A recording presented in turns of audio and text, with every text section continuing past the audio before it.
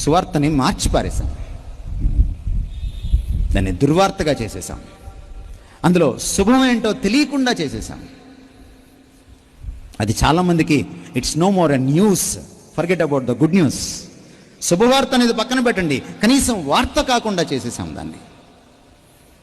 ఈరోజు సువార్తలో అసలు విషయాలు లేవు. సిలువ లేదు, క్రీస్తు లేడు, పాప ఖండన లేదు, ఏమీ లేదు ఈరోజు సువార్తలో. ఈరోజు సువార్త అంటే ఏంటంటే, క్రీస్తులోకి రా నీకు ఇవి వస్తాయి, క్రీస్తులోకి రా నీకు ఇవి దొరుకుతాయి. తాయిలాల ప్రసంగాలు, ప్రలోభ పెట్టే ప్రసంగాలు, మార్కెటింగ్ జరుగుతోంది. సువార్త పని ఒక పరిచర్య, it's a ministry, not a marketing. You don't market Christ, you minister Christ. Please understand this.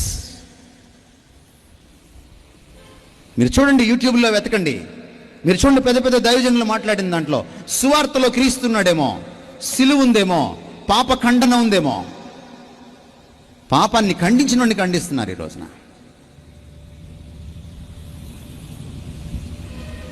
నకిలీ సువార్త నకిలీ విశ్వాసుల్నే గెలుచుకుంటుంది, అసలు సువార్త అసలు విశ్వాసుల్నే తయారు చేస్తుంది.